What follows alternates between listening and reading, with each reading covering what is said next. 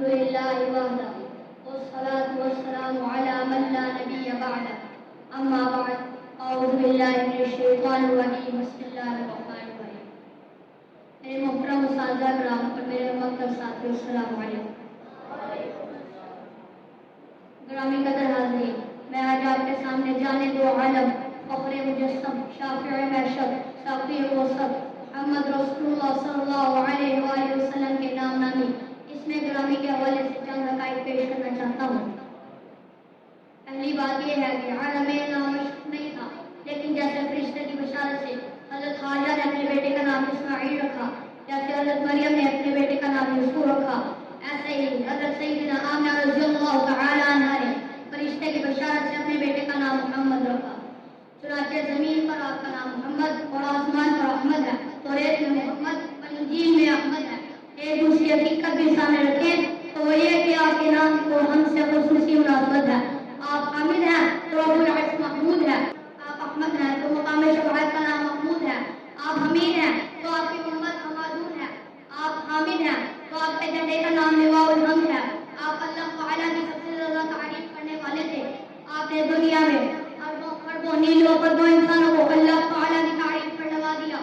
لہذا آپ حامد بھی ہیں، حماد بھی ہیں، حمید بھی ہیں، محمود بھی ہیں، محمد بھی ہیں اور احمد بھی ہیں. عربی لغت میں محمد کا ایک معنی یہ بھی ہے کہ جس میں ساری اچھی خصلتیں جمع ہو گئی ہوں.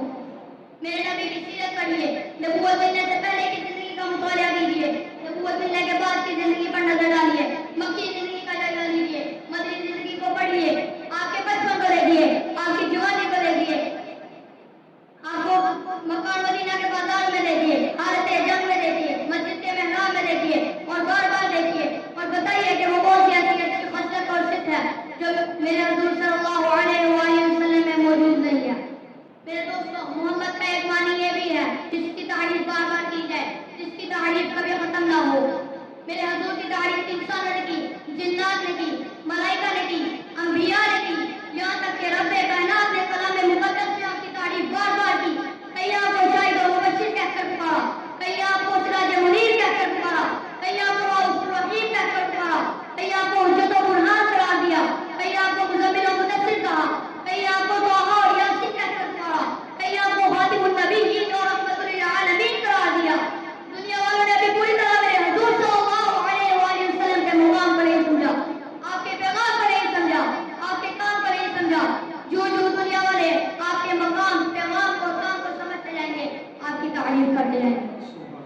جب جہالت کی رات ختم ہو جائے گی، جب غفلت کے پردے شب ہو جائیں گے، جب دل و دماغ سے تعصبات کی چٹانیں سیکھ جائیں گی، تو مشرق سے مغرب تک، عرب سے عجم تک، ایشیا سے افریقہ تک ہر شخص میرے حضور صلی اللہ علیہ وآلہ وسلم کی تعریف کرنے پر مجبور ہو جائے. میرے دوستو، محمد کا ایک معنی یہ بھی ہے کہ جس کا حق پورا پورا ادا ہو گیا ہو. یعنی نوح ثانی کو اللہ تعالیٰ نے جہاں تک پہنچانا تھا پہنچا دیا، جتنے کمالات عطا کرنے تھے کر دیے. یوں ضرور نے انبیاء علیہ السلام کو بھی اللہ تعالیٰ نے کمالات سے نوازا تھا، اعلیٰ اقدار عطا کیے تھے، مثالی کردار دیا تھا. مگر وہ سارے کے سارے کمالات جو دوسرے انبیاء کو فرداً فرداً عطا کیے تھے، وہ سارے کے سارے میرے حضور صلی اللہ علیہ وآلہ وسلم میں جمع تھے.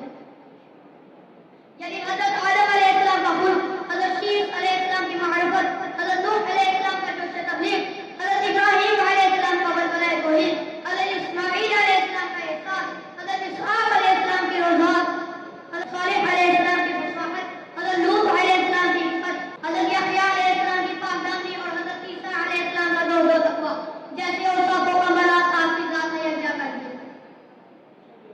اس لیے تو حضرت نبی علیہ السلام نے فرمایا، جہاں کے سارے کمالات ایک تجھ میں ہیں، جہاں کے سارے کمالات ایک تجھ میں ہیں، تیرے کمال کسی میں نہیں مگر دو چار. یعنی مختصر بات یہ ہے کہ اللہ تعالیٰ کے بعد صرف آپ صلی اللہ علیہ وآلہ وسلم ہی کا مقام ہے. اس لیے کلمہ طیبہ میں جہاں لا الہ الا اللہ کی ہاں ختم ہوتی ہے، اس کے فوراً بعد محمد کی میم شروع ہو جاتی ہے. اس کلمے سے یہ بات ظاہر ہوتی ہے کہ جو محمد صلی اللہ علیہ وآلہ وسلم کو نہ مانے اور اللہ تعالیٰ کو مانے تو مسلمان نہیں ہو سکتا. اگر وہ توحید کا اقرار کرتا ہے تو اسے رسالت کا بھی اقرار کرنا ہوگا. اگر وہ اللہ کی کبریائی کو مانتا ہے تو اسے مصطفیٰ کی مصطفیٰ کو بھی تسلیم کرنا ہوگا. اگر وہ رب کی ربوبیت کا اقرار کرتا ہے تو اسے نبوت